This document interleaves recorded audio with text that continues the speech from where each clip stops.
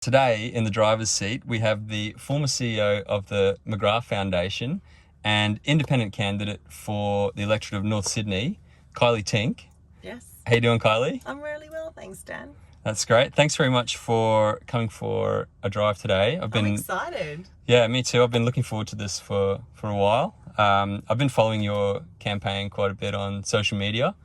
And yeah, a couple of weeks ago on a Sunday afternoon, I remember I was just minding my own business, scrolling through my Twitter feed, and my eyes just got bombarded with pink. Good to hear. That's what I like to hear. Yeah, it was amazing. Seem to have a lot of volunteers on the campaign now. Yeah, well, I think it's a community campaign, and I think so. I didn't have plans to be a politician. It's not my background. It's not what I foresaw for myself. But the reason I'm doing what I'm doing is that a group of people from within the community had the idea that maybe an independent in North Sydney could make a difference. So They came and found me, they reached out to me. And so what you see, I think the reason you see so much pink and you see so many people involved is that it really is a campaign that's growing from within the community. Amazing. Yeah, and it's something that we're seeing all across the country at the moment now. Yeah. So many of these groups popping up. So I'm really keen to talk to you about that. I'm keen to talk to you about your incredible career, and also keen to talk to you about climate change and this incredible technology that we're sitting in right now. Great. I love that you've brought me to a windy road to see how it handles around corners. Yeah, I think to really appreciate electric vehicles, you need to get out onto a nice windy road. How's that feeling so far? Yeah, it's beautiful. It's very smooth. It's so quiet. I'm not used to the no sound whatsoever. Yeah, it's pretty surreal when you first drive an electric car because you're expecting to have that background noise. And that's also something like you appreciate more when you're on a country road is there's no traffic noise around at all. Well, I'm being a mechanic's daughter. I've been in quite a few cars, so I'm used to the different sounds of different engines, from the V8. I think my dad still has a V8 ute, actually. Yeah. So, through to the first car I ever owned was actually a 1969 Toyota Corolla Sprinter. I paid the grand sum total of $500 for it. Oh, wow. But it was, sorry, I keep taking my foot off the accelerator to let it slow down. It stops. I'll just tell you about that now. Then we can get back into that combo. So you see when you push the accelerator, just push a little bit. See that black line? Yeah. That's drawing off the battery. Now let go. See that green line? That's regen braking. So that's actually using the energy of the car, putting it back into the battery. So it's recapturing the energy. That's really cool. Yeah. So you can basically drive this car with one pedal. Wow, that's really cool. Yeah, I was going to say, you and I we've had a couple of similarities. We're both from country towns, and both of our fathers worked at service stations. There you go. Yeah. Caltex service stations too. Yeah, so I grew up in a small country town called Coonabarabran out in northwest New South Wales, and in fact it's quite a fun story because my entire life Coonabarabran has been 3,000 people, and then in the last census it finally went up by 1, and you would have thought we'd gone up by 100. It was just the celebrations in town. Wow. All our population signs got changed. It's now 3001. So my mum and dad are still out there, and I think my first 18 years of my life was out there. It was my whole world, and I'm really grateful to have had that upbringing, actually, because it just was the space and the lifestyle. And my grandparents were on farms up there, and I spent a lot of time with both of my grandmothers when I was younger, so had that whole experience of, one of my grandmothers didn't have running water in the house, so the shower used to be literally, you'd go out, you only had to do it once a week, which was a bonus, but you'd go out and the tank was set up on these really big pylons, and Gran would give you, the bar of soap and this thing of water and go, right, soap it up. So you'd soap yourself up, and then she'd go, stand over there. So you'd go stand in the corner, and she'd pull this chain, and this water would just come gushing out of the bottom of the tank straight over your head. So it was a very sort of real experience, I think, of being a kid. So yeah, having said that, I mean, you know, by the time I was 18, I wanted to get out of there. Like it sort of had felt like my entire world. But mum and dad are still out there, so I try to get out as much as I can. And I think my kids think they're half country, even though they've never lived out there. Yeah. Just because they get to go out there and see their grandparents. Yeah, fantastic. Yeah, I had similar upbringing. Our town had 2,000 people, and as kids we just had so much freedom. Like we used to go out, we used to ride our BMX bikes out into the bush and swim in creeks and put big swings up and do all that kind of stuff. And like, I took it for granted at the time, but after living in the city for many years now, I really appreciate and I'm grateful that I had that childhood, you know, that freedom. Yeah. It's interesting, is it? Because I think when you grow up in a community like that, you just know that if someone needs help or something's broken and it needs fixing and it's within your capacity to do that, it's what you do. Yeah. You know, not because there's anything in it for you, but because it's the right thing to do. So, and I think the other thing about those small communities, I'm sure you felt it too, it's really hard to get away with anything. Yeah. Because everybody, you know, knows everybody else. And I think more importantly, everybody knows your mum and dad. So you just, you know, no matter what you do, it's going to get back to you home. Can't go to the shops without running into like 6 people that you know. Yeah, basically. 100%. Yeah. So, but yeah, no, I think, well, and you know, I look at those small towns and I really hope that they're part of our social fabric that we actually can maintain in Australia, because I think they are, you know, they are struggling and services are struggling to be maintained out there. So that's sort of, it is something that's really close to my heart. Absolutely. And I think a lot of these communities, especially the coal mining communities like the one I'm from, certain politicians and certain interests or even certain elements of the media have tried to drive a wedge between these communities and people who live in cities for political gain. Yeah.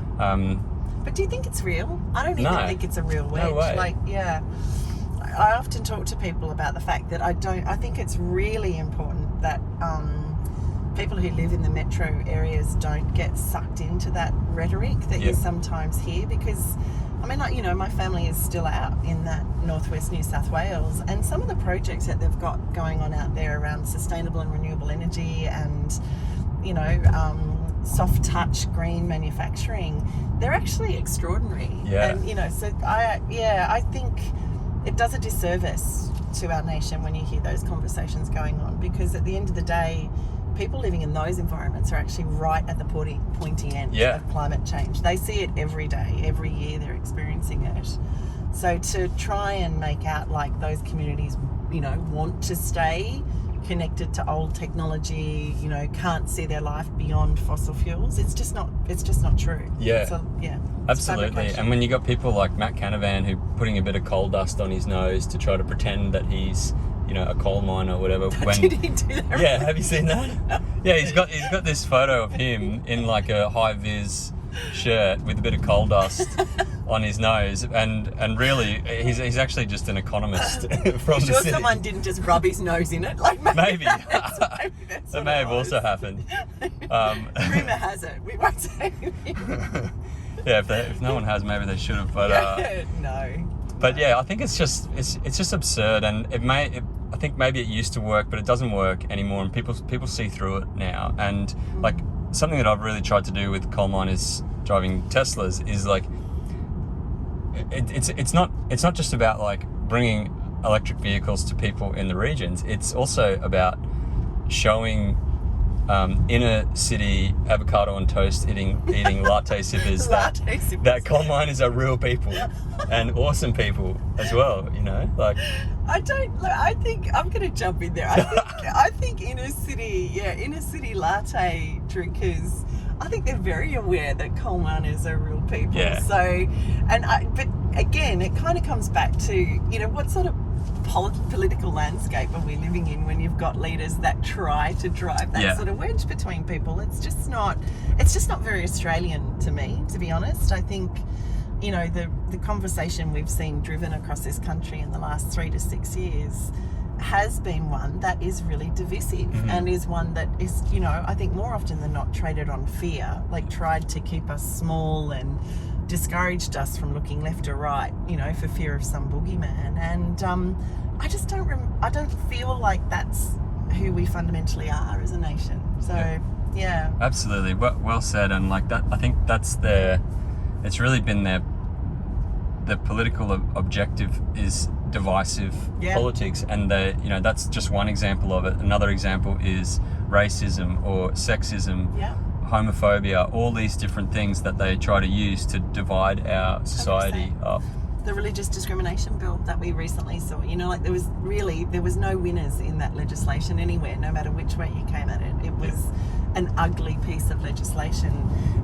Started from a good position, you know, there's no doubt that we need freedom of religious expression in this country, but to then produce legislation that proposes you can use that freedom to vilify or punish somebody else, it was crazy nonsense. So I think that's why, you know, you're seeing people like myself sort of standing up and doing something we thought we'd never do, which is into politics. Fantastic. Yeah. So you grew up in Coonabarabran, and then you actually did an exchange program to a Scandinavian country, and I'd like to hear about the impression that left on you.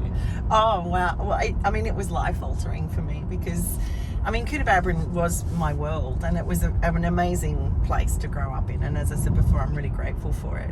The only time I sort of left it, I was a really, really sporty kid. So I was an athlete and a basketballer, and I used to compete all over, you know, the state and the country. So that was really the only time I left Coona until I finished school, and then wound up on a plane and was flown to Finland, which I actually, to be honest, until I got nominated to go there with the Rotary Exchange, I honestly don't think I'd ever given it a second thought that a country called Finland even existed.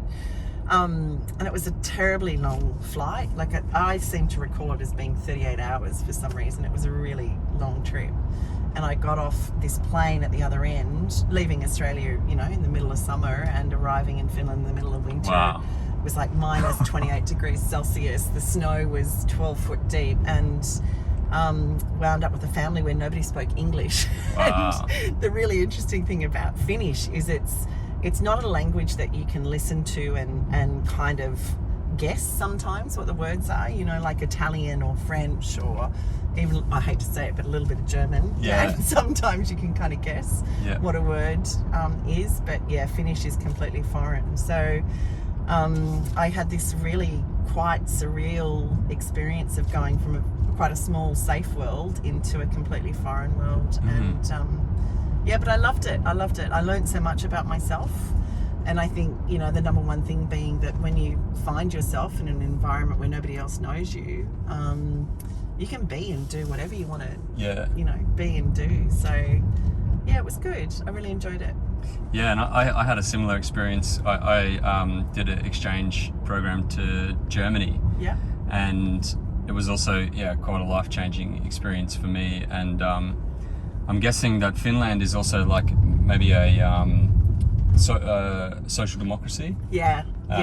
It's a very different structure, I guess, or different systems to here in Australia. I know Finland has the number one ranked school system in the world. Is that right? I don't know whether it's number. I don't know, but it would definitely be. I mean, the thing that amazed me about Finland, I'll tell you. So a story for families in Finland, when you're having a baby in Finland, basically, you know, you register, the government knows you're having your baby, and everything that you could need for that child is delivered to you in a box at your front door before the baby is even born. So year's supply worth of nappies, the pram, and in fact, the way that the box is constructed is that actually the box is in the right shape and form that families can use it as a bassinet for their baby for the first 3 months.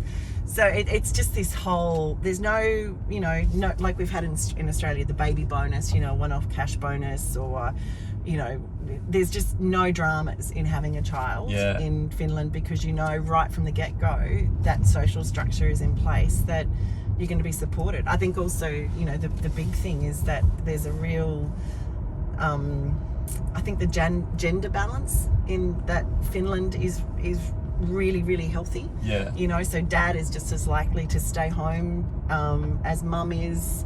the maternity or paternity leaves are equal and fair, and there's universal access to early childhood and education. So it just means that everybody starts from a very equal footing. So it's pretty amazing. Yeah.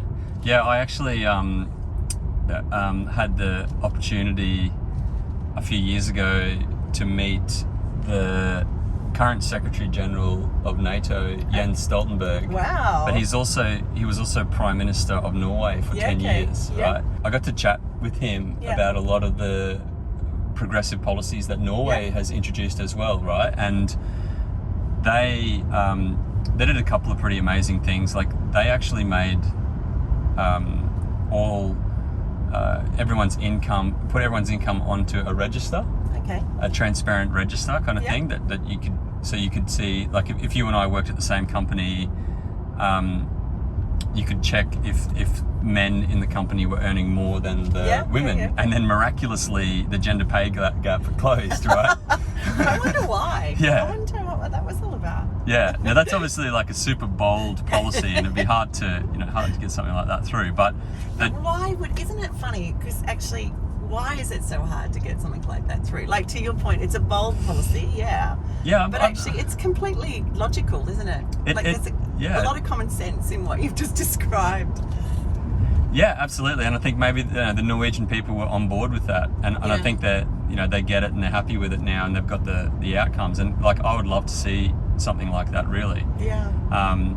It's kind of like not enforcing it, but providing this mechanism that will naturally balance it out just through accountability. So there's that. But then another thing that he said, which was really interesting, the parents or the families policy in Norway, where you basically get there's paternal leave and free childcare from age 1 and after school free care, blah blah blah, all this kind of stuff. Stoltenberg said that the difference in female participation in the workforce between Norway and Italy, who doesn't have that policy, it's like 3 or 4% or something like that, right? Jens Stoltenberg said that 3 or 4% increase in female participation in the workforce is worth more to the Norwegian economy than the entire Norwegian oil industry. Oh, wow. See, that's really cool. That's really cool. Well, and I think, that what's really interesting about, what you've just described there is we have quite fundamental issues here in Australia when it comes to workforce participation for women and gender pay gap. And, and I think it's only something I've fairly recently become aware of, but we're actually going backwards rather than going forwards, so Australia is the #1 educator for girls in the world, and we've held that ranking for a period of time. So when you go and look at a university, for every 100 girls that are registered, what am I doing? You're good. It was just a bit close to the line. That's fine.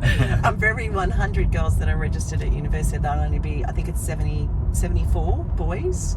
So we also have a larger percentage of people with graduate qualifications are women. Yet when you look at the workforce participation of women in Australia, we've dropped from being in that sort of the top 20% down into the bottom. Wow. We're at numbers, I think we've fallen from 12th to 50th in terms of the gender pay gap. And in workforce participation, we've fallen down to 70th in the world. So there's some, and of course, COVID has only exacerbated that situation.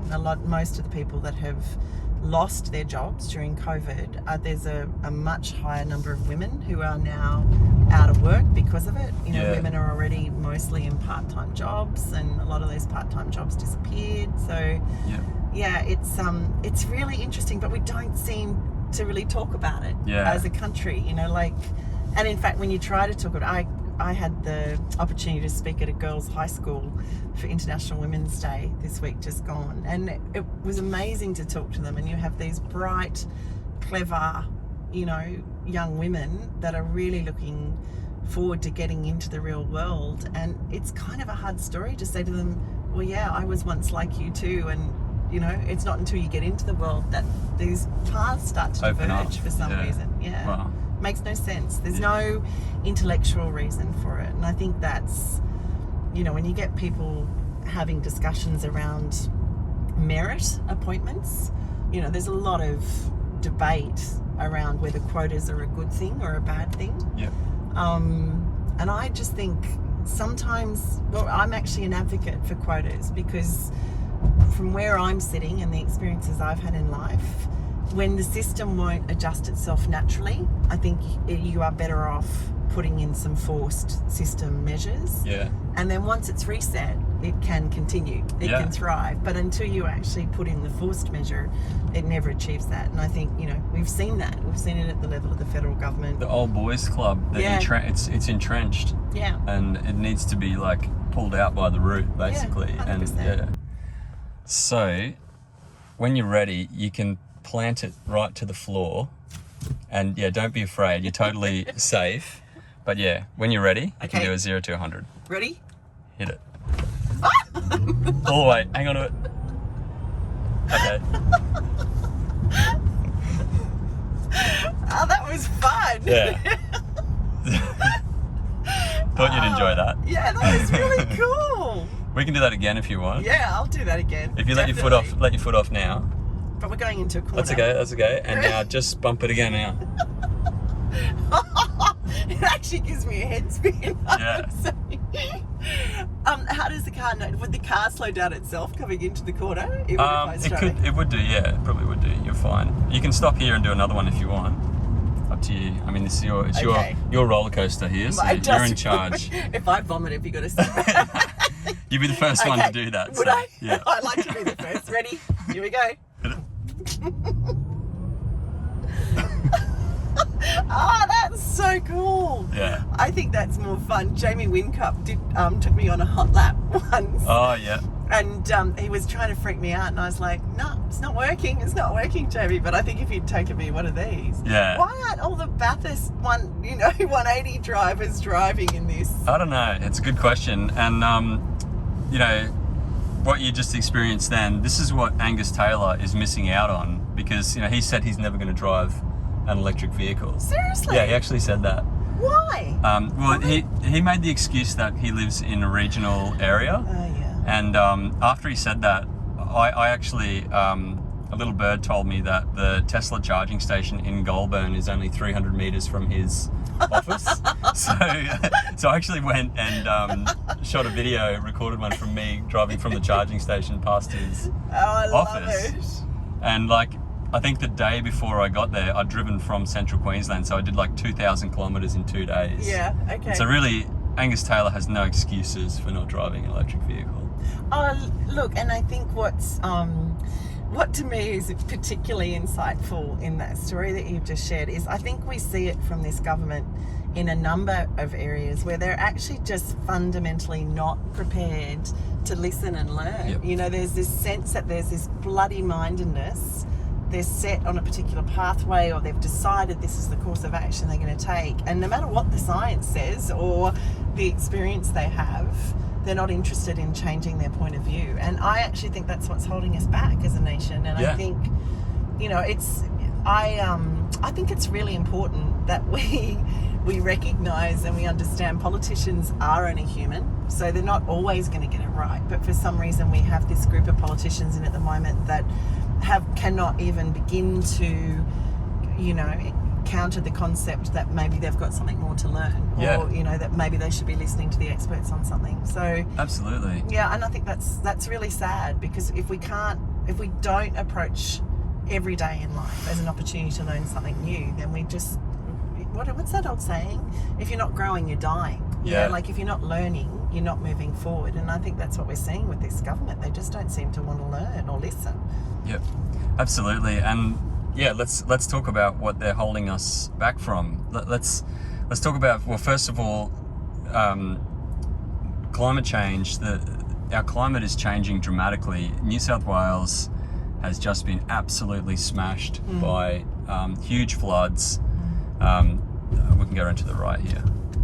And, record floods, thousands of people, thousands of homes destroyed, thousands of lives ruined. And the scientists have been telling us that this is going to happen for decades. The science has been so crystal clear. Like, I've heard that there's more empirical evidence confirming climate science than there is for physics now. That's how much detail there is around it, and yet the political leaders in this country have ignored it for so long. So let's put that aside. Let's talk about what else they're holding us back from.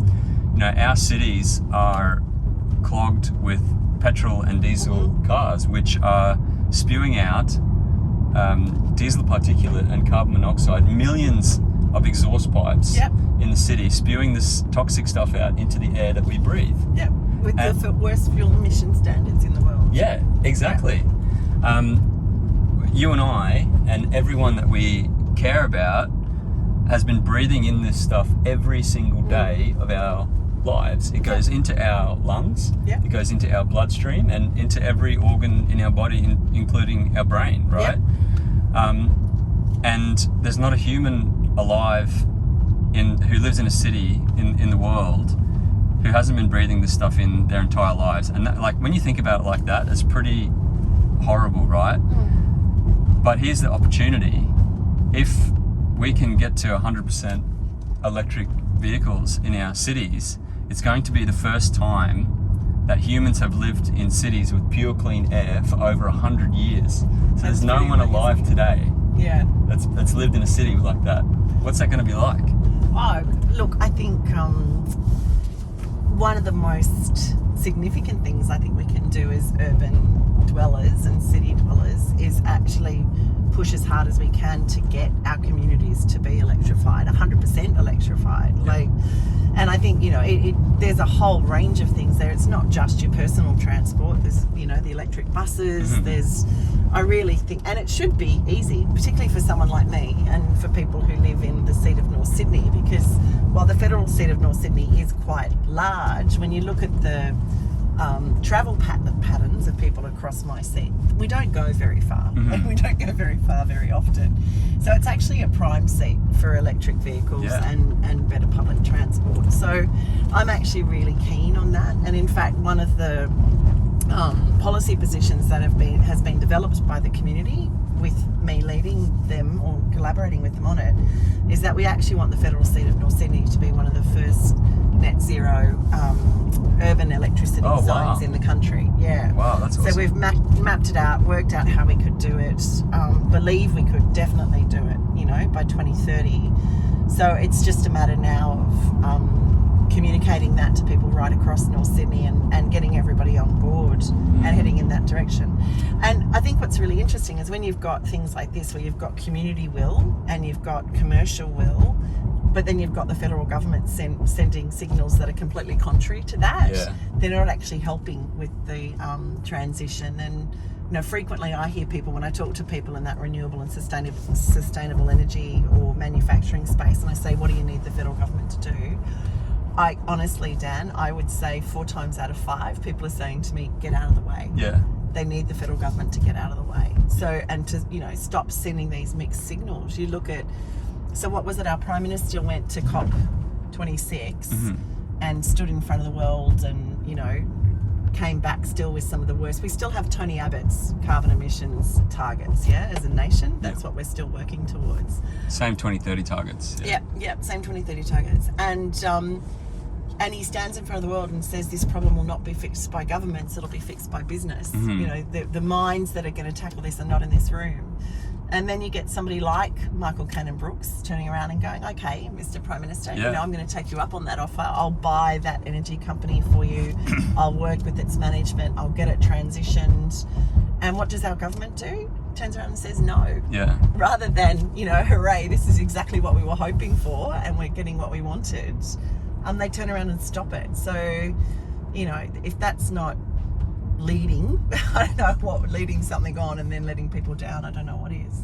They're literally like the last ones to move on this when they should have been the first 20 years ago.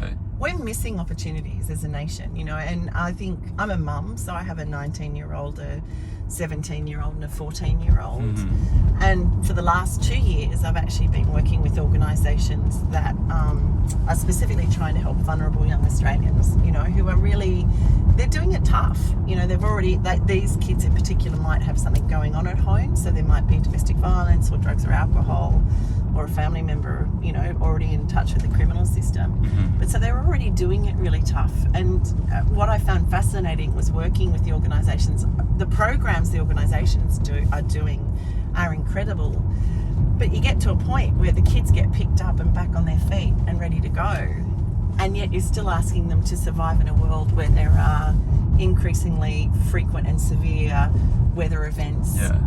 There's uncertainty around future food security, future water security, and you just think we're tackling it at the wrong end. You can't keep sticking a band-aid on the end of it without actually getting down and saying, right, fundamentally at the heart, what do we need to be doing differently? Yeah, absolutely. And I think that just on the whole anxiety thing, like if we look at there is so much anxiety. Young people have so much anxiety about the future right now, and I think like a lot of that is obviously to do with the physical realities of climate change. But I think what's causing even more anxiety than that is watching our leaders do nothing to stop it. 100%. Right? If at least our leaders were doing something and trying, I'm sure we would all get behind it, put our shoulder to the wheel, and it would alleviate a lot of that anxiety. But it's watching them do nothing that is the most gut-wrenching thing of all. Watching them do nothing, and then almost in some cases do exactly the opposite of what's needed. So we've just had the floods in northern New South Wales and through the top of Queensland again, and there's utter devastation that those communities are trying to put, pick themselves back up. Mm-hmm. But I confess, I got quite upset this morning because I heard there's going to be a telethon on Saturday night, and the 3 major networks are joining forces to put it on, and there's going to be this call for donations to be made to support these communities so they can get back on their feet. And I think that is all fabulous, and it's what we do really well as Australians. We did it well after the bushfires, mm-hmm. and we're going to do it well again now. But actually what angered me was that we were being asked to do it again, because I thought, this is something our government has known about now for decades. Yeah. Where is actually, you can't just throw money at something. You have to have a plan. What is the future mitigation plan? What is the adaptation plan? Because I think what we have to kind of face into is this whole conversation that we've been having for over 2 decades now about climate change coming. That conversation's gone. Yeah. This is climate change. Yeah. And what we're experiencing right now, it won't matter what we do from tomorrow, the consequences for our environment are baked in for the next decade. So for the next decade, we are going to have to deal with more frequent flooding events. We're going to have to deal with more frequent drought events. We're going to have to deal with more frequent bushfires. So let's prepare for those, mm-hmm. And then make the steps so that at the end of that 10-year period, we've decarbonised our society enough that we're taking the carbon back out of the environment and our planet can return to some sort of natural equilibrium. But at the moment, there's just this bloody mindedness, that they don't need to accept responsibility for it. This kind of sense that we're all just always rushing at something at the last minute. Yeah. And it's like, what's the point? You wouldn't run, and there's no other successful business on the face of the planet would run itself in such a reactive way, but it feels that that's exactly what the government is doing at the moment. It's just completely reactive rather than proactive. Absolutely, and you're right, like the flood, this massive flood disaster that we've just seen, the government's response to that is utterly disgraceful. Woeful. I'm just getting the army in there just recently. It's too little, too late, and you hear the reports, and a lot of it's coming through social media of people in these communities who have had no support whatsoever, and like if we're not prepared for these events now, it's only going to get worse in the future. And like, you get Scott Morrison now going to these areas, touring around, and more of his concern is ensuring that the photo op goes to plan and that he doesn't get confronted by angry locals. There's more management around how his visit is seen by the media than the actual response to the disaster. A real leader would be in there listening, talking to people, listening and responding to their concerns rather than trying to frame it for their own political gain.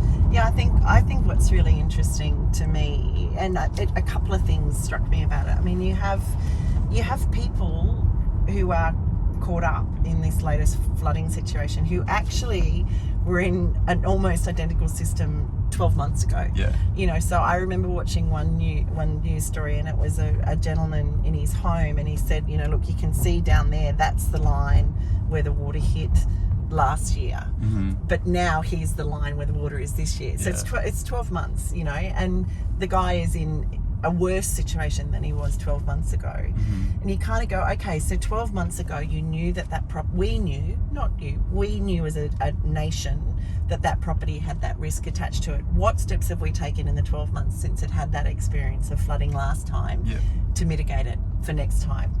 You know, what have we done in terms of looking at water flows? What have we done in terms of looking at what zones shouldn't be built on in the future? You know, what do we do? Do we need to potentially relocate people? How do we relocate them?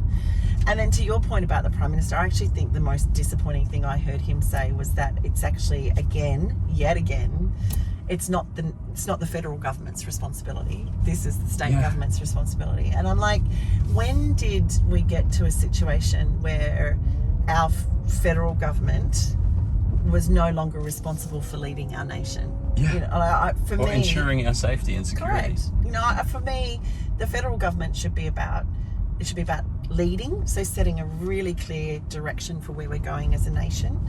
It then needs to be about coordinating, so making sure the right signals are being sent domestically and that it is working across the states to get a really great outcome. And then its third primary function is to stimulate where it's appropriate, you know. And I just think at the moment the federal government isn't leading. It's constantly ducking for cover behind the states. It's not coordinating. It's constantly actually saying, well, we're not responsible for this. It's your responsibility. And as far as stimulation goes, it's stimulating things like the fossil fuel industry. 10 billion a year to the coal industry. Yeah, as opposed to, I think I saw the figure during the week that, you know, universal access to childcare would cost us $2 billion a year. So you take $2 billion out of that $10 billion, put it towards universal access to childcare, get women back out there into the workforce, increasing productivity, and bam, the economy's turned, you know, in a completely different direction. Yeah, so absolutely. Yeah, I think I was always raised to believe that the Liberal Party was the economically responsible party. You know, that if you were from a small business background, or, you know, if business was your motivator, then it was always going to be a Liberal government that you would back in. But actually, this government, I think, is wasteful, it's irresponsible, and I don't think it's doing good business at all. No, it's doing terrible. It's investing in 19th century technology. Yeah. When we're sitting in 21st century this is the future. Yeah. Right? And well, actually, it's now. It's now. Yeah, it's the present. It's the present. This is the present. This is what we could all be driving around in if we had higher fuel emission standards, so that we weren't getting, you know, internal combustion engine cars getting dumped here, because we're one of the few markets that'll still accept them. And if we removed the luxury car tax, and you know what, how about we do something really radical, like say that every federal fleet vehicle that's bought from tomorrow is an electric vehicle. So within 3 years we have a really robust second-hand market. And boom, you know, like within the next term of government, we could be, you know, 70% EVs on the car, rather than, I think, what was all new car sales, it was less than 1% last year. Well, we're getting into my wheelhouse here now, Kylie. That was me handing back to you, Dan. So last year, so the figures have come out recently. Australia's the number of new car sales in Australia that are fully electric, it's now like just over 2.5%, something like that. Okay. But The previous year it was 0.7%. So we've had a 300% increase, which is great. Like the growth rate is phenomenal, but it's still, as a share of new cars, tiny. So 97% of new cars sold in Australia are still petrol and diesel. Well, now let's look at Norway. Right? The January figures just came out for all new car sales in Norway, and in the month of January, 84% of all new car sales were fully electric. Perfect. Then you had some hybrids, and only 5% of new cars sold in Norway in January were petrol or diesel. Yeah, and which is perfect, isn't it? I mean, and I think what's really interesting, like you talk about, there's been that 300% increase in electric vehicle sales here in Australia. But that's happened because consumers are stepping in and buying. That's right. There's been despite the government. Yeah, despite the government. There's been no government stimulation to try and encourage that. I can't understand why our federal government wouldn't be moving to stimulate our economy to move towards electric vehicles faster. And the only reason I can come up with is that at the moment it relies on the fuel excise, for budgetary purposes. So I think what we have is a case where we do have a group of people that is running a business, and that business is called the Australian Federal Government. The Australian Federal Government has some ways of making money, and the reality is that we're living in a time where we need business leaders at that federal government level that are able to actually fundamentally look at the business model that is federal government and go, okay, well, we're not going to be making millions of dollars off petrol taxes. Sure, we can make it off something else. Yeah, correct. Right. So what else are we going to, so how else are we going to do this? Like, how's it going to work? And I mean, people are still, regardless, people are still going to be paying it, for the infrastructure and the things that they 100%. need, whether it's sliced off your petrol or not is irrelevant. But the thing that they're holding us back from, I want to talk about fuel security in a minute as well, because that's also a very fascinating conversation around electric vehicles and this fuel security and national security. I'll come back to that. A few months ago, we've been talking about Norway a lot. There's another Norwegian example. A few months ago, a guy in Norway, you can just let your foot off, just brake, and now go for it. Just if you got to wake up a little bit. Actually, I feel like I'm going to go back and pick my stomach up, to be honest. I love it, but it is like a show ride. It is really like a show ride. Yeah. I didn't expect that. You've seen the videos, but you don't feel the videos. No, yeah. Imagine if you could. If you could feel that through video. One that day, would be amazing. technology will be there. Yeah. This guy from Norway, so basically, a few months ago, there was so much wind energy coming off the North Sea, the offshore wind in the North Sea, into the Norwegian grid. Yep. That it dropped the spot price of electricity down to 0.1 cents per kilowatt hour, right? And this guy in Norway posted a screenshot of the spot price on Twitter. Yeah. And he said, I've just fully charged my Tesla Model 3 for 10 cents. Oh, wow. Right?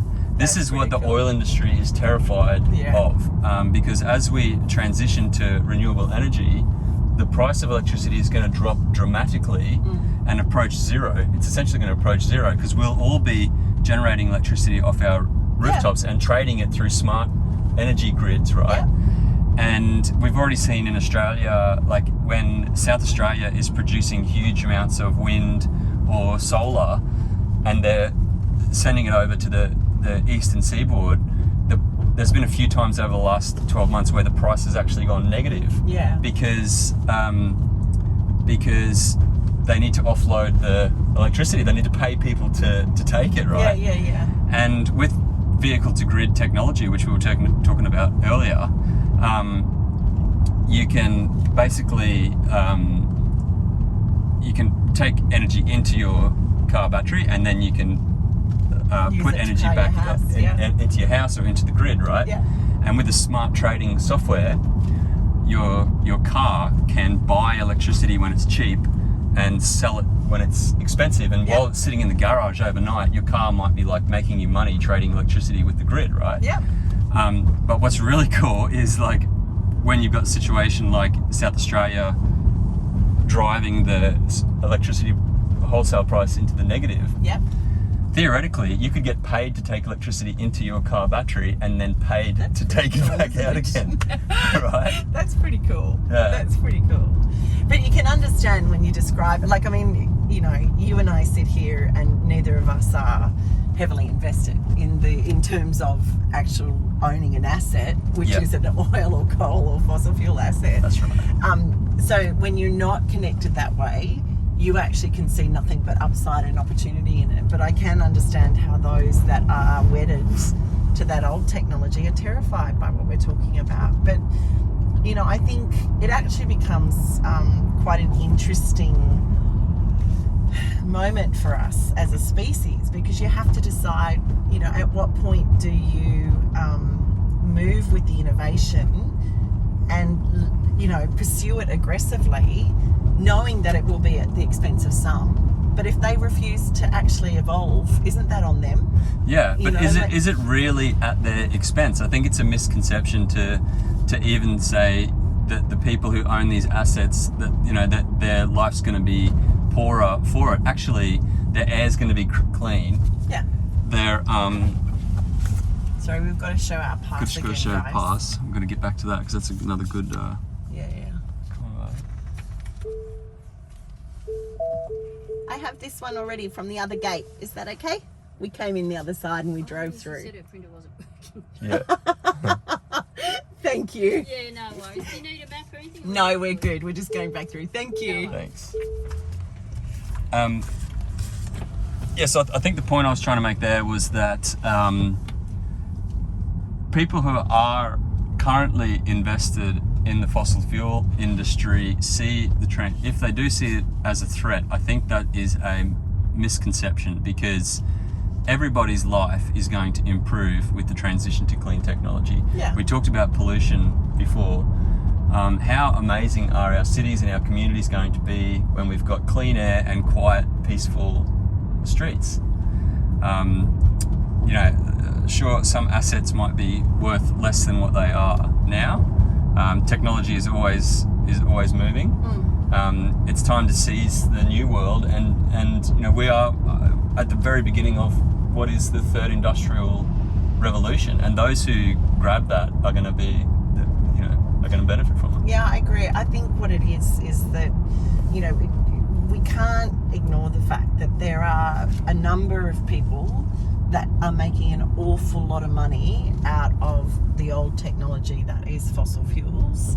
And while I agree with you that fundamentally the world will be a better place and society will be a better place, for those people this transition is going to hurt their hip pocket immediately. And I think that's what we're seeing. I think what we're seeing is a group of vested interests that have an awful lot of money to throw at this. Yeah. And they're throwing it because they don't want to lose their money. Like, for them it is all about the profit point. And that's what I'm saying, and I think we're on the same page, Dan. That's where the rest of the community has to be able and be prepared to move on, because you can't have people, you know, with all due respect, I've not met the gentleman I'm looking forward to meeting, but I've never met Clive Palmer. But to think that, you know, Clive Palmer spent $83 million at the last federal election on advertising to get an outcome that he wanted, because he wanted mining rights in the Queensland Basin. You know, he needed the government that he got to get that outcome for himself. So that's what we're talking about, being able to stand up against. And I think, you know, it's why we are seeing at the moment the things that are moving are consumers, it's industry in business, but the government is holding us back. They're still trying to have a bet each way, I think, and keep, you know, one foot in the cab. So it will have to happen. I think that's the other thing. You know, I was talking to Tim Buckley the other day, who is an energy economist, and Tim's actual comment to me was, you know, Kylie, the reality is Australia will be a superpower when it comes to sustainable and renewable energy. We have to be. You know, a solar cell here in Queensland will generate 2.5 times more energy than a solar cell in Germany. So we will be an exporting sustainable and renewable energy superpower at some point in time. The question is, do we want that to be now for our generation? So we're setting it up early for our kids to be able to benefit, or are we going to be dragged to the table last and then be fighting to create markets for ourselves because other countries have gotten in ahead of us? So I just think the Australian thing to do is to get out of the blocks fast. Absolutely. Yeah, that's what we would normally be doing. So I agree that it is totally inevitable that this transition is happening. But I would say that if we don't do it quick, we're in big trouble. I agree. So and getting back to like the Clive Palmer thing, and this may segue into the discussion around national fuel security and national security. Yeah. Do we want to live in a society where one man has the power to put $80 million into a campaign to further his interest into fossil fuels, right? And what we're dealing with here is a concentration of political power. Yeah. And this is something I've been trying to talk a lot about through my social media over the last 12 months is the relationship between energy and politics. Yeah. And that coal, oil and gas are highly centralized forms of energy. Yeah. They're easily monopolized and controlled. Yeah. And you can put nuclear in that category as well. Yeah. So highly centralized forms of energy lead to highly centralized political power. And we know in Russia, Putin, a lot of his power comes from the fact that he controls he and his oligarchs control the supply lines of oil and gas, right? Yep. Renewables and electric vehicles powered by renewables are decentralized forms of energy. This is really exciting, I think. No one can own the sun. No one can own the moon. Yeah, exactly. Or we all become power providers. Yeah. And then the fascinating thing to think about is what relationship will that have to politics? Yeah. So centralized energy leads to centralized political power. Decentralized energy leads to decentralized political power. And here's the opportunity for the regions. Yeah. You can put more political power back into the regions because they can generate their own power and they can basically flip the bird to the energy companies, Well, I think, and actually, it's really interesting, that line of thought that you're taking, because I think that other idea of decentralized political power is what's again driving the independent movement. Because absolutely. I think what we're seeing is that Australia's got itself caught into this very tightly gridlocked two-party system where you have the two major parties that it's this constant flow of one's in, one's out, one wins, one loses. Yep. I think I was reading some research yesterday about how Australians have become very good at voting out a government. Right.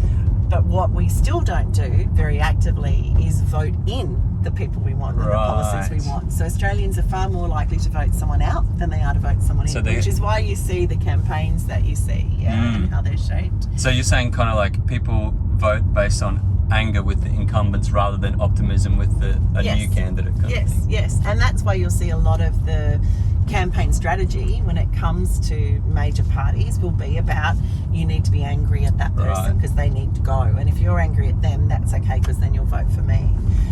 But I actually think the rise of the independents is fundamentally about people saying to their communities there's a completely different other way to do it. Absolutely. And the other way to do it is to decentralise it and to say, much like our forebears did, so the people who wrote our Constitution originally, there were no parties involved in the writing of the Australian Constitution. What there was a whole group of communities that realised they needed a single location and a common framework to be able to have sensible discussions to move our nation forward. So the reason it's called the House of Representatives is because that's what it was designed to be. Fancy that. So a community would choose somebody that they thought could represent them and their ideas and their aspirations and their beliefs, and they would send that representative to that location to have robust discussions with people from other communities to agree what the best way forward was. Sounds like democracy. It does, doesn't it? How weird's that? But we've lost that in the current system, and I think you know, it is to our detriment. And I don't know, I just feel like if we could return to a situation where more of the important conversations as they relate to what's happening around our energy structure, what's happening around childcare, what's happening around gender, those conversations should be taking place in the House of Representatives where we can all hear them. At the moment, they're not. Because the party system dominates, those conversations are taking place in party caucus rooms. So the Liberal Party goes and talks about it in their little room and, you know, comes up with their plan. The Labor Party goes and talks about it in their little room and comes up with their plan. Those two behemoths then meet in the main arena, don't listen to each other, just talk at each other. Whoever's got the most numbers gets the way they want to go anyway, and everybody leaves the building and nothing constructive's happened. Whereas if you get, you know, a strong crossbench of sensible independence, what you do is you create this, it's almost like the two teams are still having to come into the chamber, but all of a sudden there is a refereeing squad there that is saying, well, sorry, no, you don't just get to have that line, you have to have a discussion out loud, and we need to work as adults together to work out what the best way is going forward. So yeah, I think it's and I do feel like, and I don't think it's just my age. I've actually been challenging myself a bit lately as to whether I've just, you know, like I've gotten to that age and stage where I can see these things that I could never see when I was younger. But I don't think it is that. I really do feel like we're at a bit of a tipping point in Australia in terms of what sort of country we're going to be going forward. And, you know, I just feel like there's so much opportunity for us as a nation. It would be such a shame if we don't step in to that and embrace it and, you know, be everything that we can be. Which way, boss? Don't know where I'm going. You go left, maybe. We'll let him go. Sorry. Yeah, I'm glad I don't have. So that's saying right, yeah? Oh, right, yeah. Sorry, that should, your that other should left? swing. Yeah, my other left, yeah. Right. I was just now having a crack. 50% chance. Have a crack. So, yeah, on the independence thing, I think you're absolutely right. Like, I've been fortunate enough through my channel now to have taken a number of independent candidates. I'm the best driver, though, aren't I? I don't want to get into any trouble. I want to play diplomat there. Okay, I'm the only mechanic's daughter. But so the first independent I took was Helen Haynes. Yeah, oh, she's amazing. Yeah, back in July last year, and we talked a lot about the incredible Voices of Indi movement that really kicked off a lot of these community groups which are now around the country with Kathy McGowan. Incredible story, and that's when I really started to get excited about this, and then I've since taken a number of others, and I've been learning just through conversation so much about this kind of movement that's happening, and it's super exciting. And you mentioned before about how the parties they're just kind of, there's no real discussion in there, and I took independent candidate for Mackellar, Sophie Scomps, for a drive recently, actually here, along here, and she said that she spoke to Zali Steggall, and Zali told her that when Craig Kelly left the Liberal Party, you probably know this story. I've heard this story, but repeat it because it's a cracker. Yeah, it is a cracker. When Craig Kelly left the Liberal Party and moved to the crossbench, he asked the other crossbenchers, how do you know how to vote, or something like that, was it? Yeah. Well, you'll be able to ask Zali this yourself, but my understanding is also the first conversation he had with her was the bell went off in the house, and he turned to Zali and said, "What's that for?" And she said, "That means we've got to vote." And so he'd been a member and didn't even realise what the bell meant. But actually, Zali tells a great story about how and I've got to say, so Zali is another person I think who's been incredibly generous with her time and her support in, you know, with other independents. She's been great with me, and I guess, you know, I had the benefit that I have a border with Zali, and then Sophie's the other side of Zali, so the three of us do talk frequently around what's going on, because I actually think that's the opportunity, is for local electorates to collaborate. Yeah, absolutely. But anyway, Zali's story was when she first became an independent, she got down, and apparently she's warned me that the orientation processes, the onboard processes in Parliament House aren't much chop, really. Okay. Like, you can't expect too much. And so she was there, she kind of got the hang of it a bit. The bell went off, she went to the house to vote, and as she was going in, there were these 2 lines of people on either side of the doors, and each line was being handed a piece of paper. And so Zali was like not sure which line to be in, so she went up to one of the guys and said, I'm Zali Stegel, am I on the right lane or the left lane? And this guy said, well, neither. And she said, what do you mean? He said, well, you're an independent. She goes, I know, but I'm coming into the house. And he said, yeah, but these pieces of papers are for the major parties, and it tells the major party members how they're going to vote on every piece of legislation that they're going to be faced with today. So Zali's like, what? And they're like, yeah. So the reality is that when you're a member of a party, you don't have to read all the legislation. You just have to know what your party's decided in terms of how you're going to vote. And I just think that is where it's broken, because, particularly in the seat that I'm running in North Sydney, I'm running against a gentleman called Trent Zimmerman, who's a really nice guy. I know Trent. Just before we go any further, I'll just have to mention that we've invited everyove in your electorate for a drive. Oh, great. And so I've taken Catherine Renshaw and I've taken Victor Klein. Yep. And I've also extended the invitation to Trent Zimmerman. Yep. And I'm just going to give a shout out to Trent now. Trent, if you're watching, once again, you're more than welcome to come for a drive. We'd love to take you for a spin. So yeah, get in touch if you'd like to come for a drive. Well, not poking the bear. Sorry, Trent. But no, I think what's really interesting about Trent, and he knows that I raise this, it's that, when I talk to Trent, who I do like, I find that there is a lot of common ground between us. And I think when he talks to a lot of people in our electorate, the conversations that we have are about the importance of recognising climate change, and taking action on it. Yet, when he gets to Canberra and he has the opportunity to cast the North Sydney vote, the North Sydney vote more often than not is cast in exactly the same way as Barnaby Joyce's. Yeah. So, Trent has actually voted against climate action initiatives. Yep. He's voted against establishing, a drought fund. He voted against Zali Stegel's climate bills. He was actually on the parliamentary subcommittee that reviewed those bills to see whether they would even get put into the House for debate. And those bills were sent back without even being debated. And I think for me, what it is just doesn't make any sense. And I'm just so disappointed, because I feel like Warringah is just there. It's on our electoral border. The people of North Sydney do want to see faster action on climate. Wouldn't it have made more sense for Trent to reach out to Zali and say, hey, I know you're putting these bills forward. Can I work with you on them? What do we do to represent both of our communities? To make sure that we're getting the outcome that our communities want. But he couldn't do that because he's a member of the Liberal Party. Yeah. So, what's the point of having a local member if they can't vote independently at all? Why do we even have that system then? If it's not a House of Representatives because the community is being represented, and actually all it really is a quota for the parties, then it should be approached a completely different way. Yeah. Whereas to me, it's a House of Representatives. That's what people, are buying into. Yeah. I had the opportunity to do the drum towards the end of last year. It was so much fun. It was really good fun.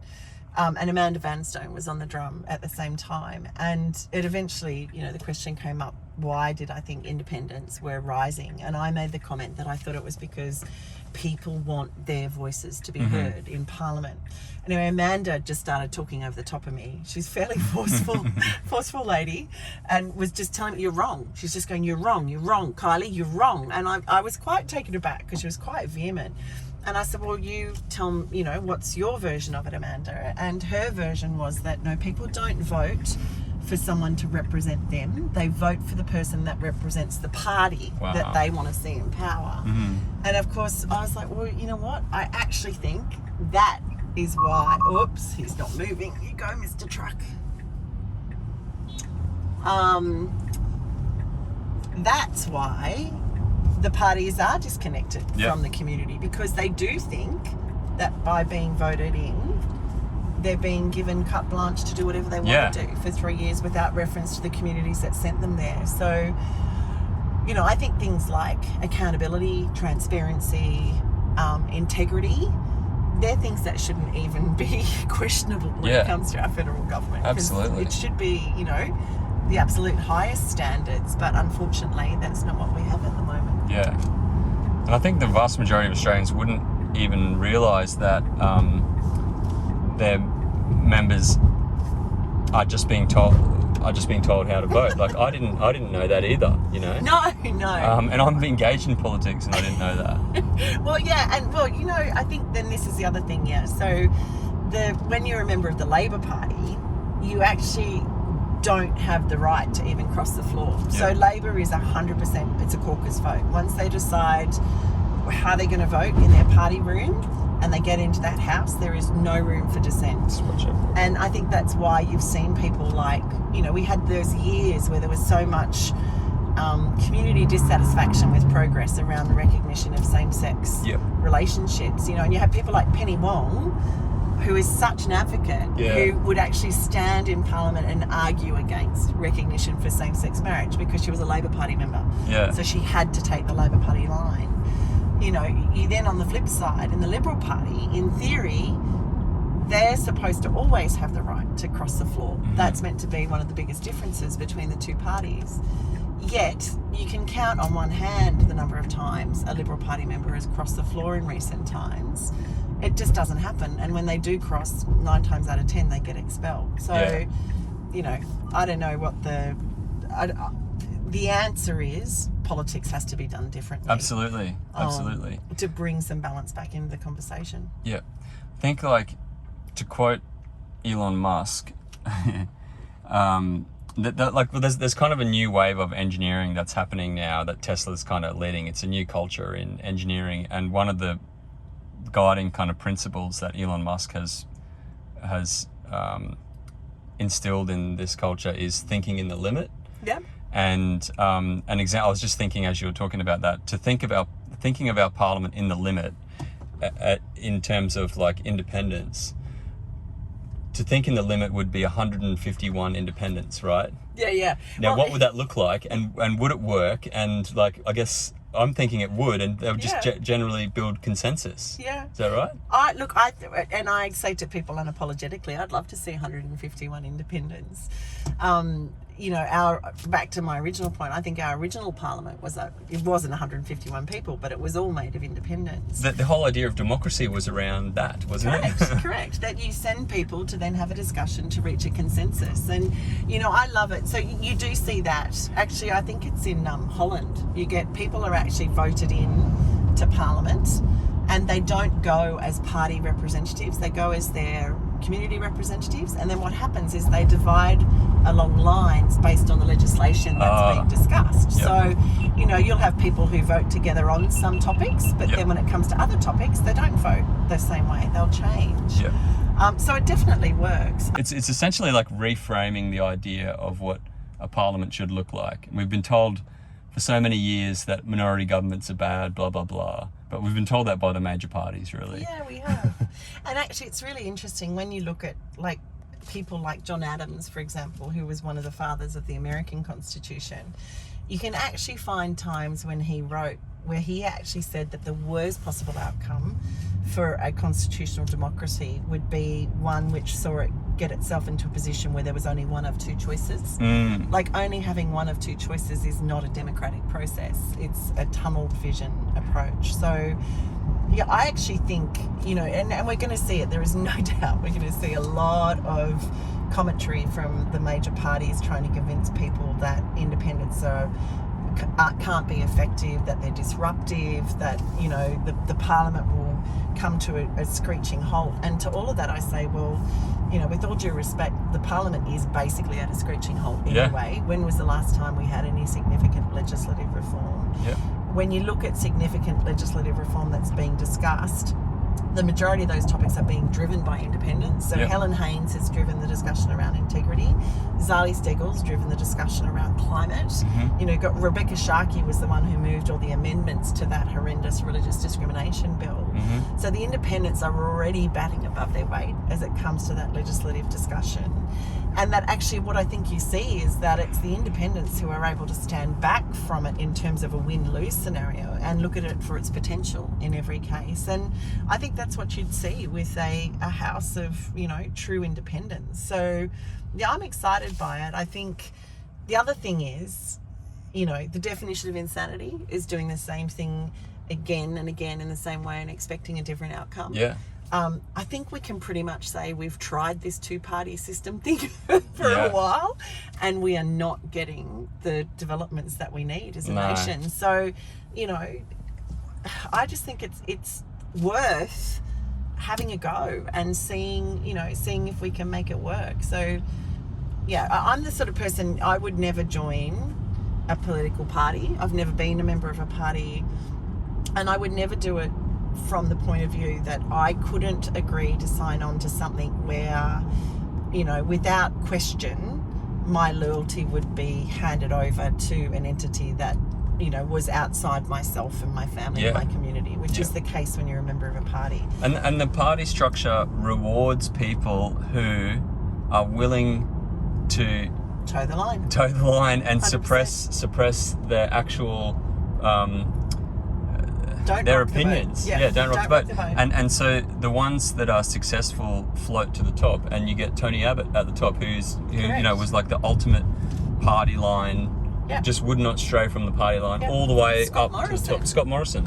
Scott Morrison. I mean, I think I've not met the Prime Minister, and this is not a personal attack on him at all. But what I am going to say is, from the point of view of leadership, I feel incredibly let down by our Prime Minister, because it's not aspirational leadership that I'm hearing and getting from him. It's you know, leadership that dodges responsibility and looks for other people to blame rather than to accept, you know, what can I do here to make this situation better? So, you know, I think we can, I honestly believe we can do better as a nation, and I just am really hoping that people are ready to step into that opportunity. I think they are, and, you know, mentioned this a few times, but like the independence movement is just going bananas. You've got Helen Haynes looks like she's got a very good chance of getting up again. Zali's got a very good chance. It's like these groups now are established. Yeah. Once they're established, they've got a hold on the community, or the community is engaged then. And it doesn't seem to go back to the way it was. So now it's just a matter of them popping up and developing, and there'll be a few that win this time, a few will go close, and then but they've got that community structure there for next time. Yeah, and I think you're really right. And actually, I want to stop and reflect on that for a minute, because, you know, in my seat, like, I have the most extraordinary people that I'm working with, and the majority of my team are volunteers. You know, they're very committed to the concept that North Sydney's voice deserves to be heard, that our ambitions deserve to be heard. But the reality is, I'm running in a seat that for pretty much its entire life, it's been a Liberal seat. Wow. So for over 100 years, this has been a Liberal seat. There was a period of 6 years where it was held by Ted Mack, who was an independent, but otherwise this seat bleeds blue. And I think what is really interesting about this upcoming election is that there are a number of candidates running. So you do have, you know, Victor from the New Liberal Party, you have Catherine from the Labor Party, Trent from the Liberal Party, myself as the independent. And I think what will be really interesting is there is a chance this seat might go Labor, but it's actually one of my biggest fears that it will, simply because I believe if it goes Labor, it will immediately rebound to Liberal at the next election, because it'll be a protest vote, like, and it will be people actually saying we don't want that government, therefore we're going to vote this way. Whereas I think if we can mobilise this community and get it to become independent, my ambition is that it stays independent for the next 25 years. Yeah. You know, that we take our independence back, we assert it, we own it, and then it moves through community hands for the next, you know, three generations, I hope. So I think it's going to be a really, really interesting time. And, you know, the other thing, I think it then comes down to we don't spend a lot of time talking about politics in Australia. So a lot of people don't even know we've got 2 houses of government, you know, let alone understand the importance of preferencing and how, you know, how important it is that you think about who would you want to see as your member, you know, and then how do you scale below that to actually give that person the best chance of becoming, you know, the person that you send to Canberra. And, you know, in my case, I need people's number one, like, and then I need them to put the team that they want to see there least as their last. Yeah, right. And then if there's somebody else that they're not sure of, you know, maybe they've been a lifelong voter one way or the other, by all means, put them number 2, because then if I don't make it, the party you want to get in will still get in. Yeah. All my votes will get handed over to them. But actually having that conversation with people about how preferencing works is something that we just don't do really, and it's an important one to have, because the parties will also do the deals. So there will be backroom horse trading on, well, you know, if you give us your preferences, we'll give way on that thing. And I just think it's that lack of transparency around our democracy. I think it's great that the independents have chosen not to preference. I think that's more democratic ultimately. And we talk about like political engagement, and I agree with you that Australians really traditionally not very politically engaged, but as we said earlier, I do see that now shifting and more people are starting to engage. And I've heard that your campaign has something like 650 volunteers, is that right? Yeah, we're nearly 700 now.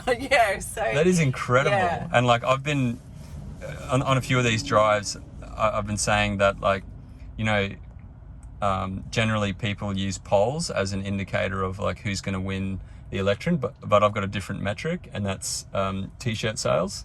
Good work. And I like that metric. And like following these campaigns, I've seen like 300, 400, 600 t-shirt sales at these launches. And I just think to myself, you know, the major parties would never offload that many t-shirts, especially in a single electorate. Well, that makes me feel particularly good, because we've actually just received our 18th order in terms of bulk buy of t-shirts. We've just done our 18th order to sell to people. Wow. So we've literally moved thousands of t-shirts now. I agree. I don't, and it drives some members of my team a bit crazy. I don't subscribe to polls. Like, I think I can't remember the last time the polls actually got the result right in a major election. I think what matters is the conversations that you're having and the feedback that you get, and just run your own game as well. Like, correct.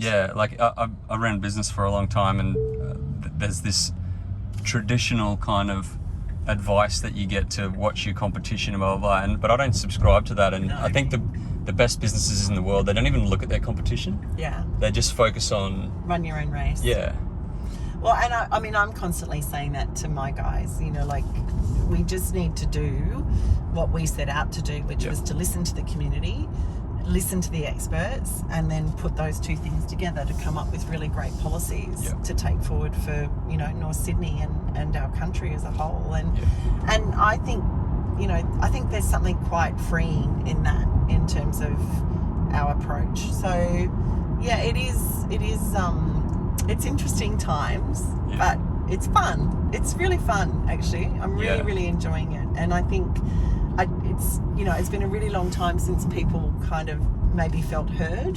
So to actually have somebody say, no, I am sincerely interested in what you think, and I am sincerely listening with the intention to learn and take on board what you're saying to me is, gosh, that's an amazing experience to have. Yeah, and it gives people a sense of purpose as well. Before we get too far in the city, I was going to see if you want to try some autonomous driving. Sure. So if you stay in this lane here, I'll just explain what's going to happen. You'll double tap down on the right-hand paddle, 2 blue lines will come up, and then the wheel will be turning itself. You can put your foot on the brake or knock the paddle up or grab the wheel. You can always take over, right? But so you can just try double now. Tap. Now let go. Now it's picking up these cars around. You can take your foot off the accelerator. It's got your max speed at 70. And you can scroll up or down there your max, but you're fine. It should be fine through here. So don't touch anything. It should be fine through here. Yeah, it's got it. Wow. This is totally Jetsons. Yeah, like, wasn't this like... I can't even remember what his name was, but he used to jump in his... George Jetson, yeah, and it'd just take off. So this car's now moving, and it'll kind of catch up to... speed. Yeah.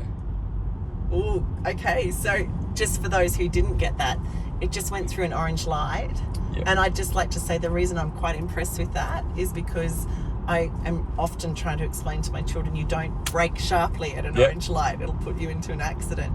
Yep, absolutely. Yeah, I was mentioning to you before we started filming that Tesla's currently testing their full self-driving beta package. So just a little touch. So you can probably take over if you want now. Yeah, there you go. They're testing their full self-driving package in cities you can put it back in and out as you like. It's really cool. Yeah. And they're just doing, this is pretty basic because it's just holding the lane. Yeah. But the level of complexity obviously increases dramatically when you're at an intersection turning left and right and pedestrians. Yeah. Yeah, but it picks up all that stuff, and it's all done through vision. Yeah. So companies, originally Tesla was criticized for their method of approaching autonomous driving. Yeah. They use cameras. So all it is 8 cameras, 360 degree view, and image recognition. So, and the reason behind that, rather than using radar or LiDAR, like Google has tried to do and failed miserably, to be honest. Yeah. Musk says that when he gets questioned, why do you use vision or cameras, and he goes, well, that's how humans drive. Yeah. Right. And this car with the AI, with the algorithms, it's learning like a human. That's amazing. Yeah, and the way they do really amazing. They've got there's now 2 million Teslas on the roads in the world, right? Yeah. And it's sucking in all this driving data, sending it back to Tesla, and they're running it through their algorithm.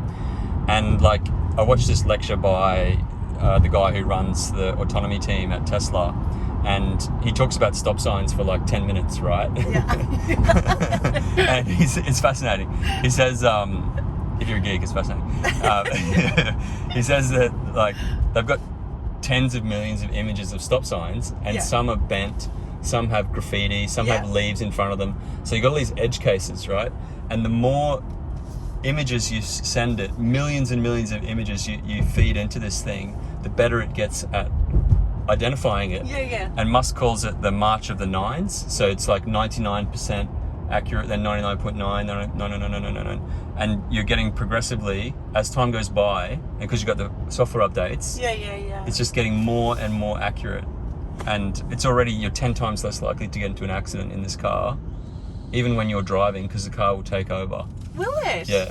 So if I was going too fast at the back of this car, it would stop break you. me? Yep. Wow. There's incredible footage on YouTube if you search for Tesla collision avoidance. Yeah.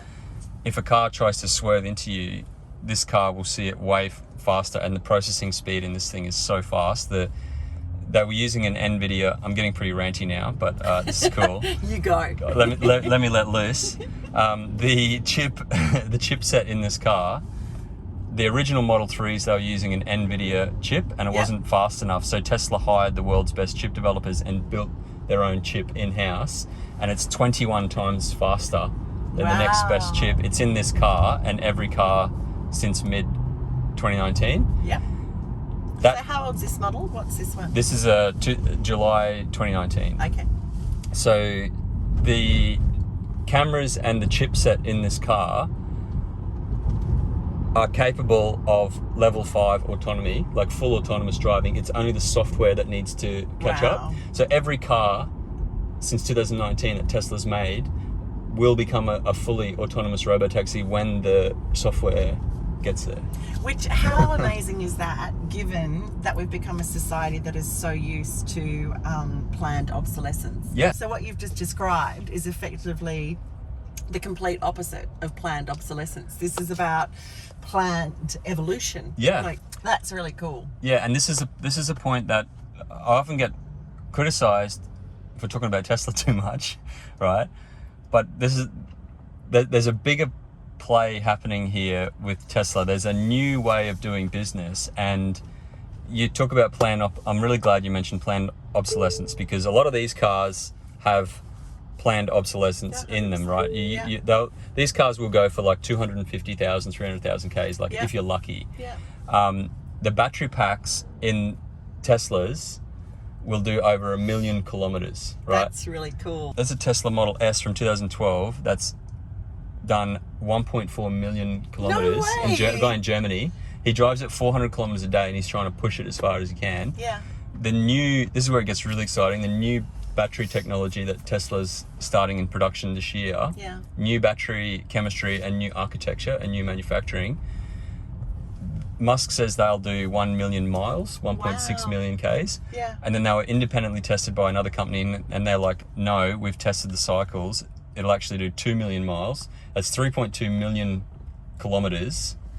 How many lifetimes is that?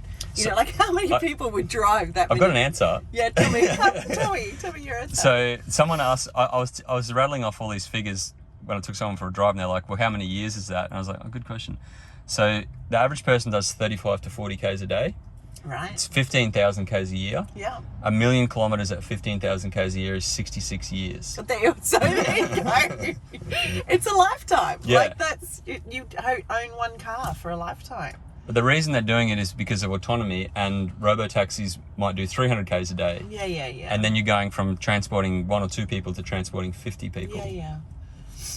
And I think, you know what, that is the future, isn't it? Like this whole idea that we have vehicles for single person use, and it's quite crazy. I do find that particularly frustrating about our city. Actually, the city of Sydney is very obsessed with automobiles. Car ownership. And it's all about build more roads. And I think that logic that, if you build more roads, all you do is create capacity for more cars. Exactly. That's the reality. So I think I do look forward to a time when, there is that evolution on those things. And we know it happens, yeah? Like at one point everybody owned a horse, but how many people do you know who own a horse now? Exactly. Not many. So you probably saw it in Finland, but when I lived in Amsterdam, most people ride their bikes. And it's just such a joy to live in a city like that. It's so much nicer, isn't it? And I just think, I was actually talking to someone the other day about EVs, and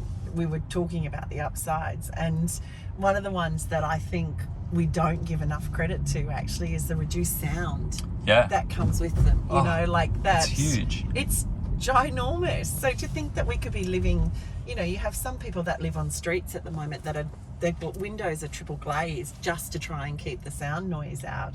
Electric vehicles won't have that. It's a whole different game. So the noise impact, it's obviously has a huge impact on our mental health.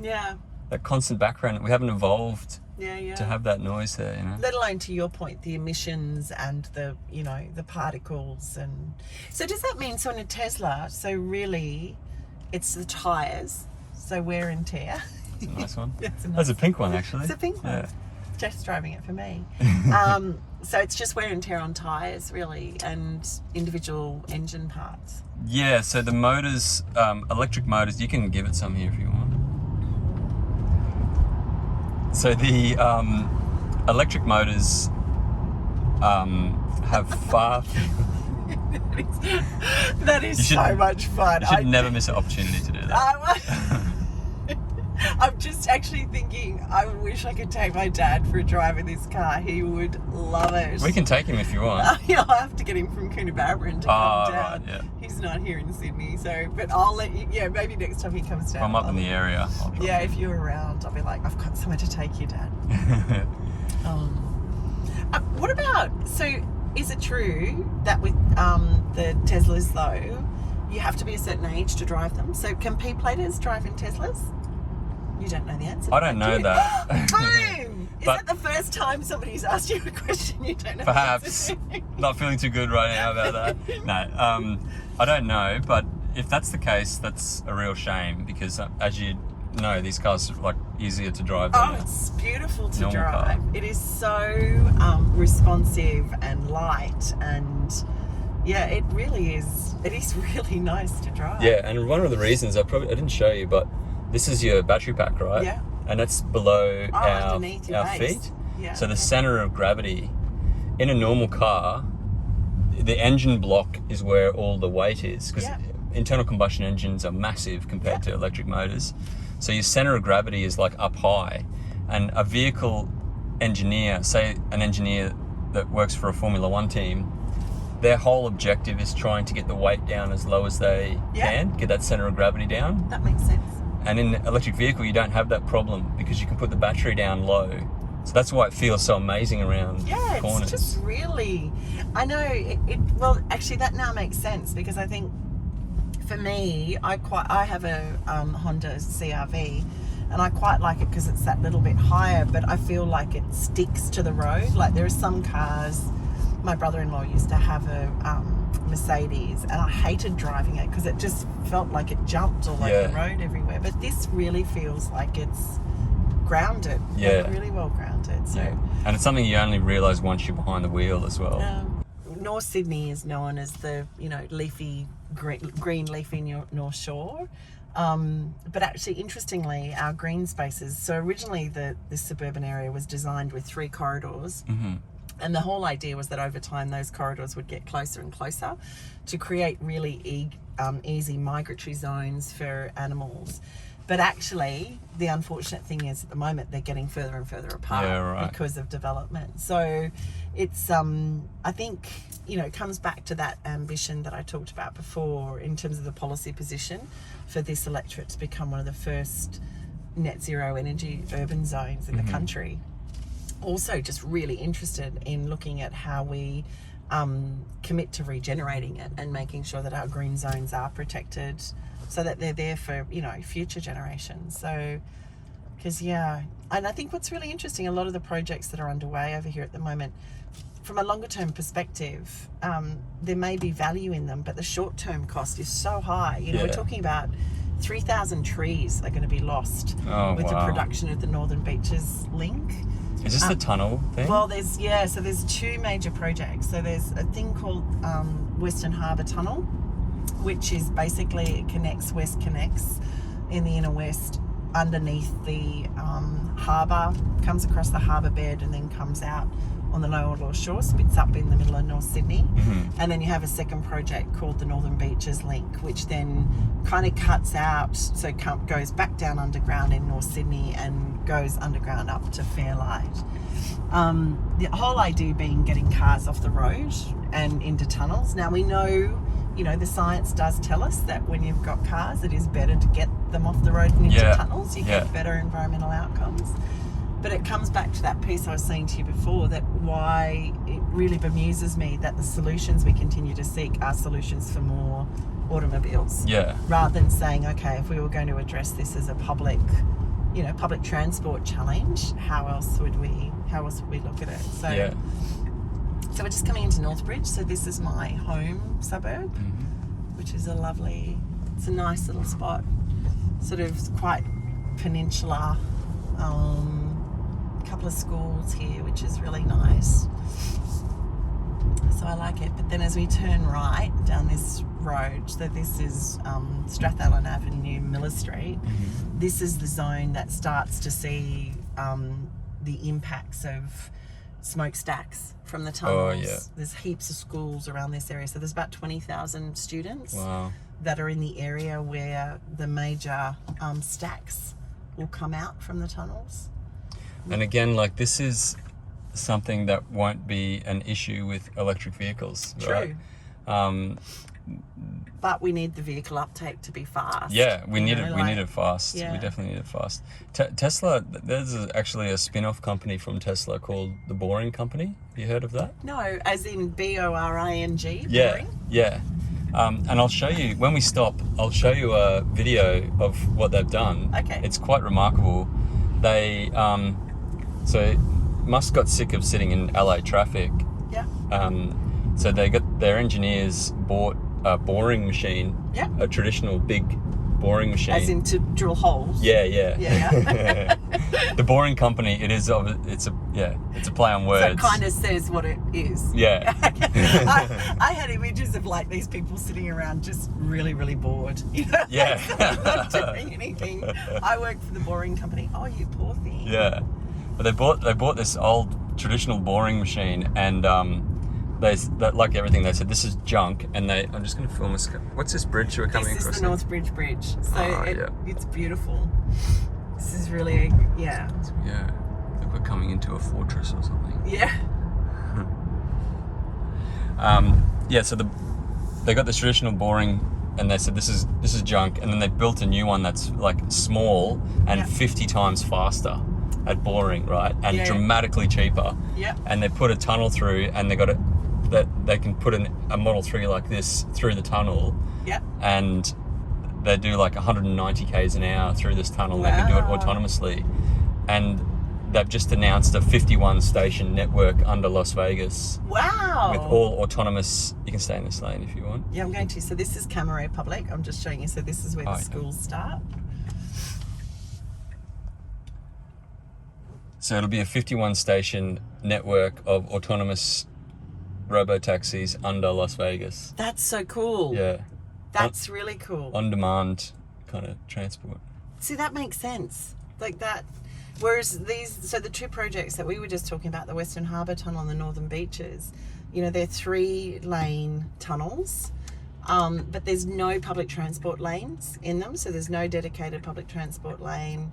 The one that's coming over from the West Connects is actually a real problem because they're just laying the tube on the bed of the harbour, so they're having to drag the bed of the harbour, which is, got 200 years worth of crap on it now.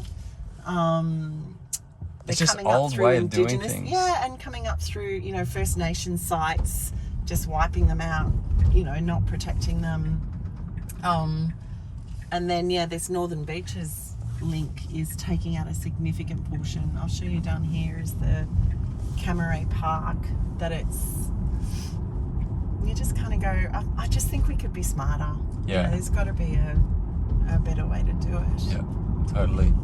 Yeah, when we finish, remind me to show you the video of this tunnel from the boring company. Pretty amazing. Is this one of the green spaces? Yeah, so this is the green space that is all being lost. So you can start to see they've already started fencing it off. You can see the big white hallways. These big trees come down, they cease to exist. Yeah, wow. And it's just this, you lose the corridor. So, oops. Everybody does that. Do they? Yeah. Well, I guess we're so used to. Good there. Like literally everybody reaches for the every time. Like guaranteed. You should have it as a personal challenge to see. See if you challenge them at the start of the drive. Yeah. So all this will just be lost, and I know there's this criticism of, don't be such a NIMBY, which is the not in my backyard kind of mentality. But in this case, it's got nothing to do with that. It really is about finding the absolute best solution rather than just forgoing established, mature trees, like they say, that we'll replant them. But, some of these trees are, God knows how many years old. It's so precious. It just like trees in cities are the most precious thing, really, aren't they? Yeah, totally. I mean, everybody wants to live on a street that's lined with old trees. And I guess the houses on those streets are worth way more because of it. Yeah, and yet they're about to have it lost. And I don't know, I just think, one of the biggest problems with these two projects is the lack of transparency. So, we don't have direct line of sight on how much money the Australian federal government have said they will put into them. There's no declared dollar value attached from that level. There's real concerns around things like the traffic planning and the air pollution, and people just want more information about it, really. And yet again, we're in this. Someone said to me when I first actually decided to run that the thing about politics in Australia is that the legislative approach was dead. And I thought they literally meant non-consultative, and so I didn't really push them. And they said, did you hear what I said? And I said, yeah, you said the legislative process was dead. And she said, yeah, but she said, okay. She said, well, so dead is an abbreviation for an approach. And I said, oh, okay, what does it mean? And she said, so D is decide, E is educate, A is advocate, and then D is do. Wow. So there's no actual true capacity to change your stance. The decision comes first. Once the decision is made, the decision is made. Wow. And I thought how fascinating that you know, that was somebody's warning to me in terms of getting involved with politics. Just be aware, this is the environment you're going into. So, wow. You know, I'm really hopeful that too, again, you can just bring, by adding some different voices to the discussion, you can create this opportunity for there to be more transparency around how decisions are made. Because it's definitely, sadly, lacking at the moment. So, and you know, people should have the right to have their own say in things. Yeah. So this is the other side of the project. So from the top of the hill looking back down, you can see they're just powering through. Which is the other thing which is really interesting actually, is the fact that, so this project is actually, there's currently a parliamentary inquiry about it happening in the New South Wales Parliament, okay? So they're actually looking at whether or not this should proceed, but rather than the project stop.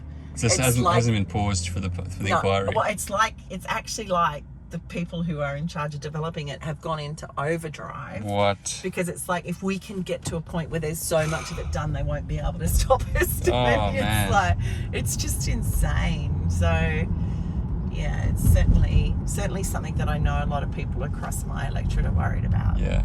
And you know, the questions need to be answered.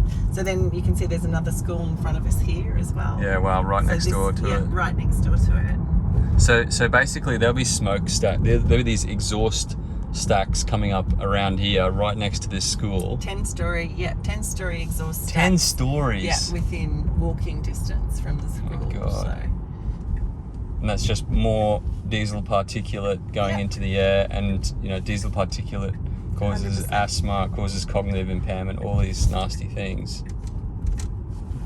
There we go. Takes me getting used to that one. Okay, so here's the problem. I will keep this car, but it seems I'm going to have to keep you to turn the indicator off as well. Just need someone in the passenger seat. Turn the indicator off. You know what's funny about this vehicle is that it kind of feels like one of those things, you know how so often as humans we buy technology but we're never fully aware of its full capacity. Yeah. You know, and it feels to me like this car is not so much that experience, because all of the technology that you have to use is so easy to access, you know, and it's actually quite intuitive. You know, it's like, well, I can see how that could make my life easier. Yeah, I think it's just such a beautiful product.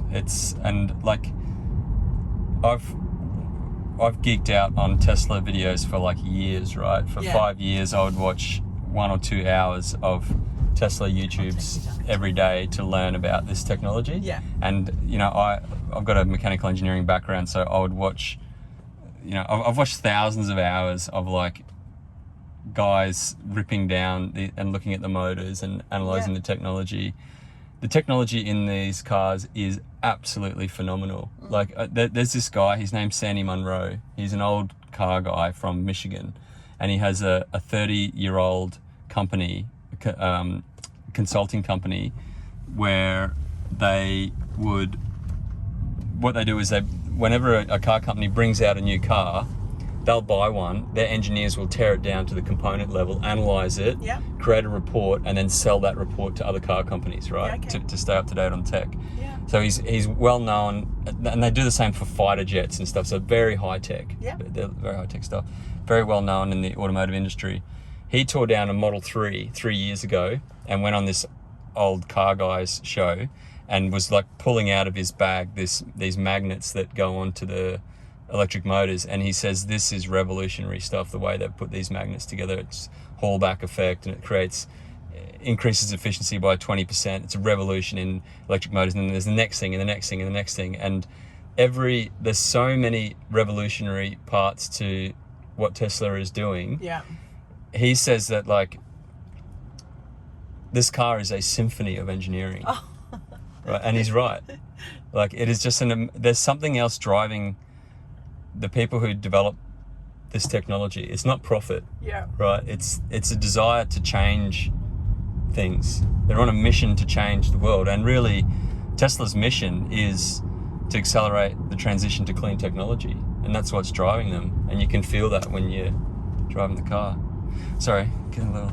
No, actually, no, I was actually just thinking that, I mean, thank you for sharing that with me, because I think, you know, that comes back to that piece about, I think we're facing some pretty big challenges as not only just here in, you know, North Sydney or in Australia. I think globally we are facing some pretty big challenges as a species, and sometimes it can be really easy to feel a bit overwhelmed by the things, you know, that we're having to turn into. But then when you hear a story like that, it kind of reminds you that there are a lot of people that are really trying very hard to do the right thing. Yeah.